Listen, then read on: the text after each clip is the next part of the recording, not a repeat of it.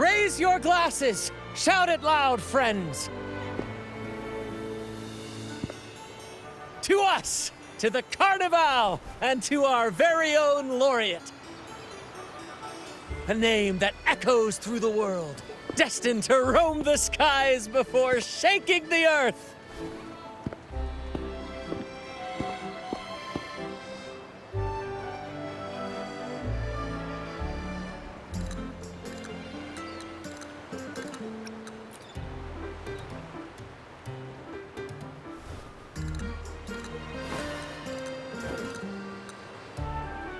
Don't be fooled by how he looks.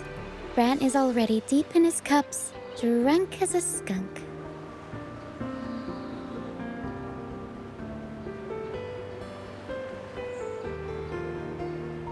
Oh, let him enjoy himself.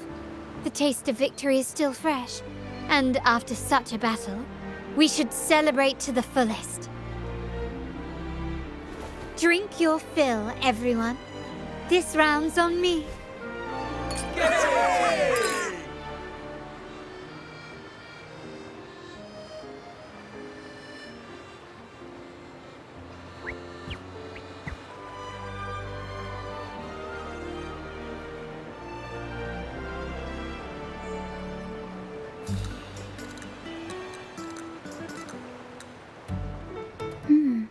I see someone's been eavesdropping.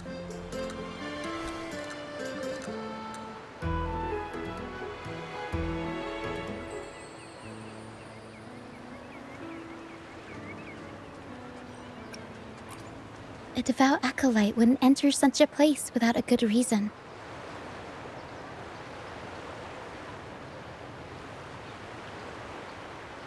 The Montelli family is known for its hospitality, but freeloaders will not find us so welcoming.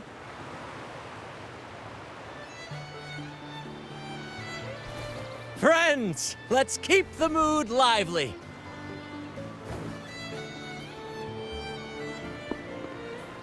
Come, let's discuss the information we've gathered so far.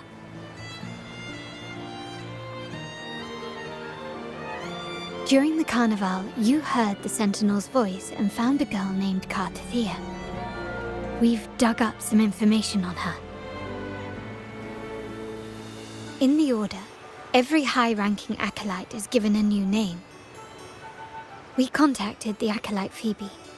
After some digging in the Order's records, she confirmed that before taking on her holy title, the Blessed Fleur-de-Lis was called Cartathea. But the Blessed Maiden, she martyred herself 20 years ago.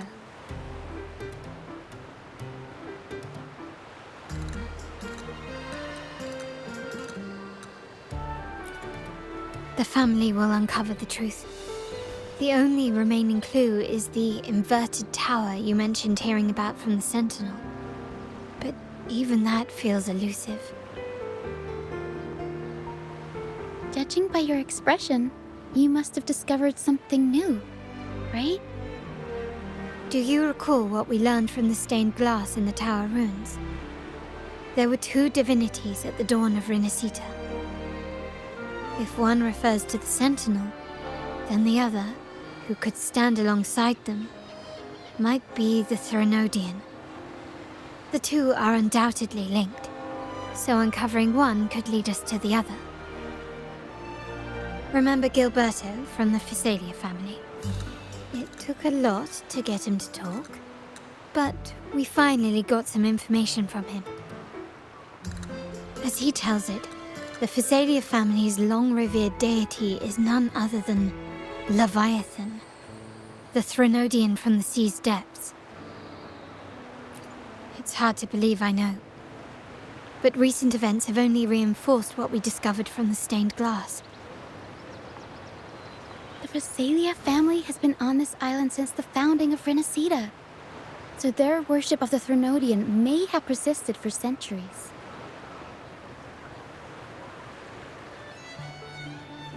We will attempt to establish contact with the Physalias to build an alliance and gather more intelligence. Rest assured, negotiation is what we do best. If necessary, we'll present them with an offer they can't refuse.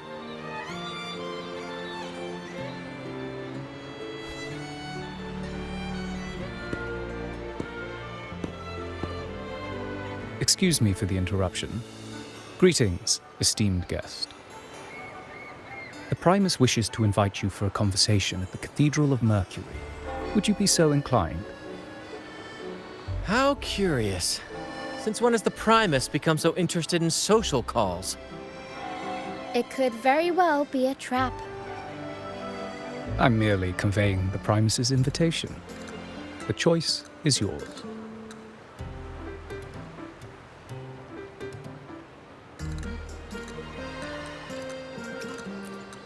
Remember, you're not alone. If anything happens, just let us know. Very well.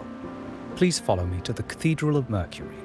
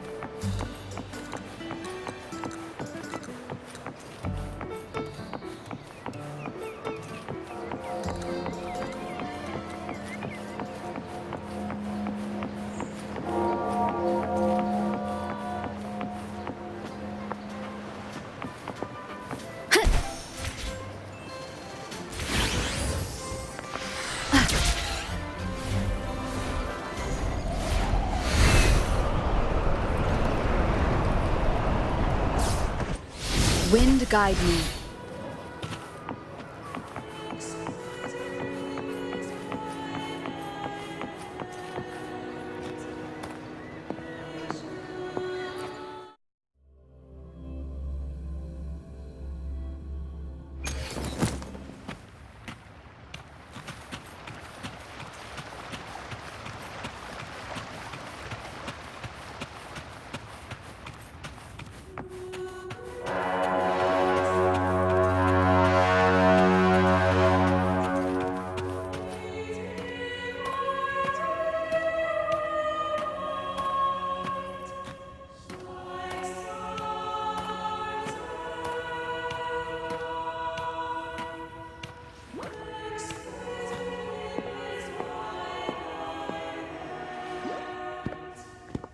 Never before have I seen a day so steeped in both shadow and light.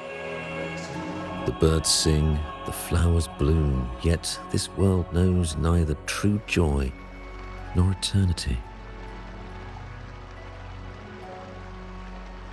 Come closer, righteous one. There's no need for hesitation. I am Fenrico, the Primus of the Order of the Deep. Your deeds have reached my ears, and I have long wished to meet you. Alas, the burdens of this world delayed our meeting until now. I beg your pardon for the wait. Please accept my respect for you. You and your troop have shown great talent and ambition, breathing new life into Raguna. I ask you to deliver this message to your companions.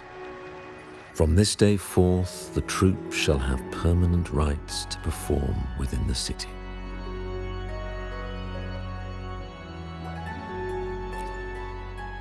All mortals stumble, but through pilgrimage, they have cleansed their souls and atoned for their transgressions. They have earned their right to return to this divinely blessed land. I understand that questions weigh on your heart. In the presence of a just divinity, speak freely, and I will answer with all the honesty I possess. By the great Sentinel Imperator, I swear to you, there shall be no deceit in my words. You have walked a path similar to theirs. Indeed, you have the right to meet them. However, due to the Dark Tide 2 decades ago, the Sentinel's body was gravely wounded and remains in a state of recovery.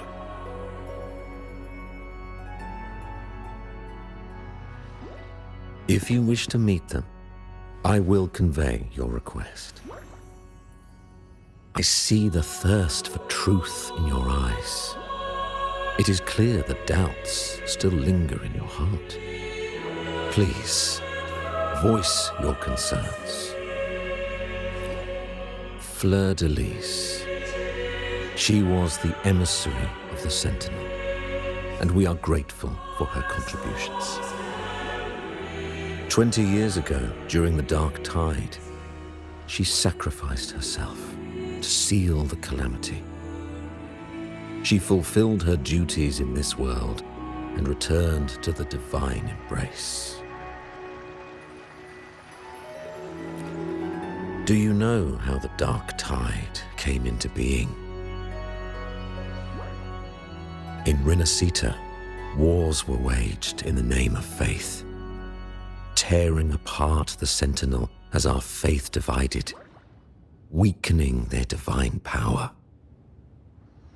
The Dark Tide's true essence is the divine blood shed from the Sentinel's wounds. That tragic past left deep scars, and with their divine power drained, they could not prevent the Dark Tide's surge 20 years ago. The Blessed Maiden chose to martyr herself. She once again resonated with the Sentinel and, through her sacrifice, restored some of their divine power, bringing an end to the Dark Tide. Yet, the Sentinel remains in a state of healing and still requires a mortal representative. Following the Blessed Maiden's departure, I was granted new authority to cleanse the aftermath of the Dark Tide. I received the divinity's blessing and became the new Enlightened One. By their will, I fulfill the tasks left unfinished in this world.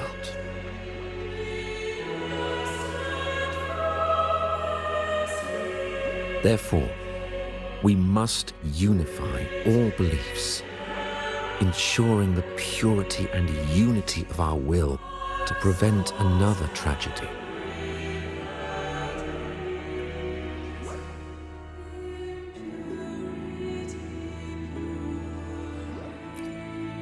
He said she once again resonated with the Sentinel. Was that really a second resonance awakening? Sentinel Jue had a trial with Jin Shi, but my permission was needed to transfer the Sentinel's power.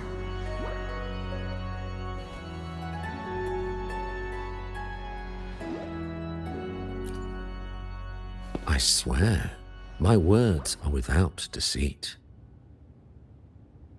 I see in your eyes that you have walked further on the path of justice than I anticipated.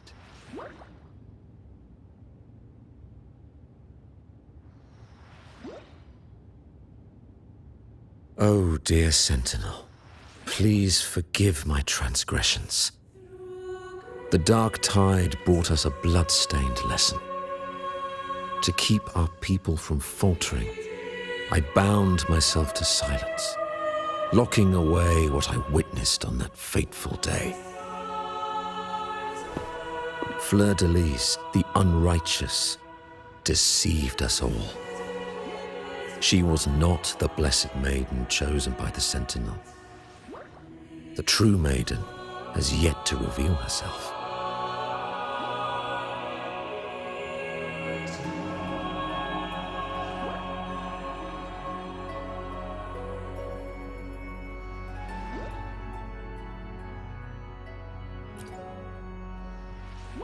You must know that a being capable of rivaling our divinity exists in this world. Humanity's eternal adversary, the evil of all civilizations, the Threnodian. As the Sentinel has their resonator, so does the Threnodian.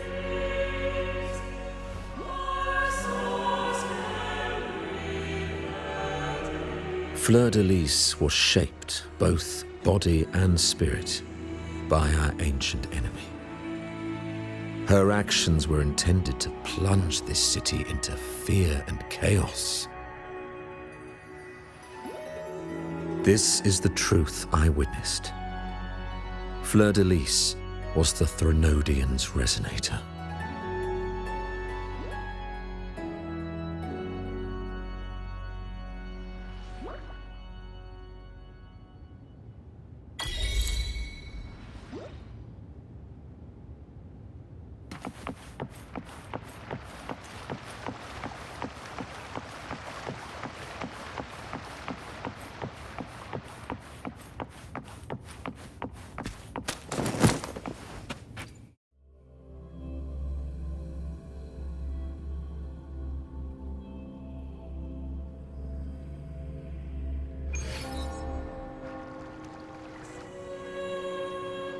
How can that be?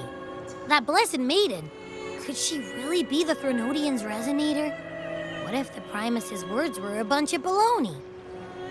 But we saw Cardathea following the Sentinel's instructions. They wouldn't mix up their own resonator, right? Now my head hurts. Who was she really with? The Sentinel or the Threnodian?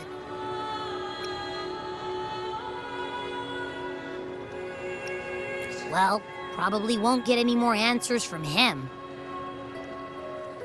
All the clues we've gathered so far point to the Threnodian. And the Phasalia family worships the Threnodian. We'll have to wait for Carlotta to arrange an audience with them. Something tells me this carnival is just the beginning. There's more ahead. I'm sure of it.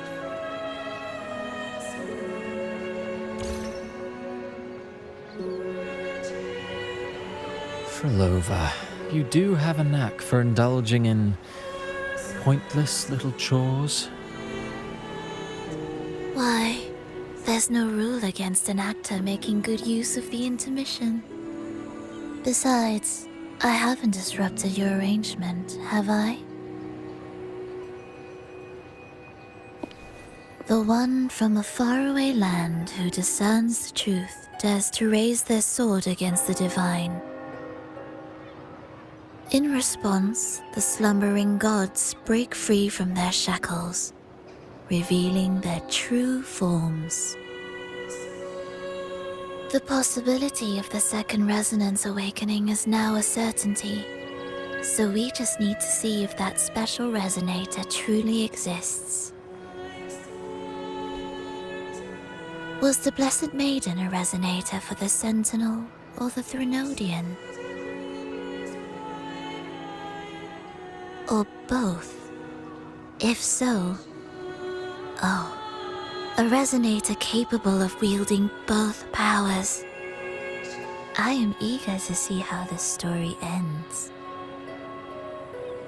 Cristoforo, if you don't want to spoil the next act, I might have to give your carefully crafted plot a little nudge. Speaking of which, that rover shines brighter than anyone else in your play. Do you find her interesting as well? Frolova, it seems we walk different paths. I don't share your fondness for that sort of puppet theater. I merely place the characters on their stage and they act out their fates, driven by their own volition. To remain courageous amidst absurdity. To pursue a spark of divine grace. This, to me, is the truest essence of humanity. Don't you think?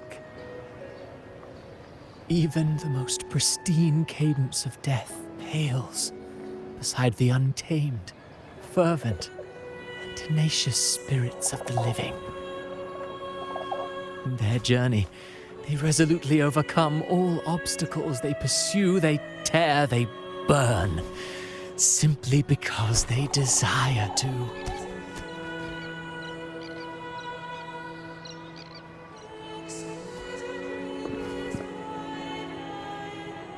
I think you should leave your secluded mansion.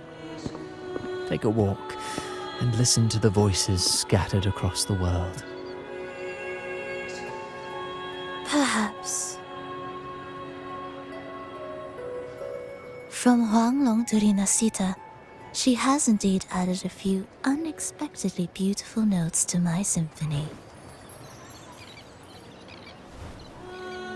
I am certain that, even without any direction, she will walk the path that destiny has laid before her.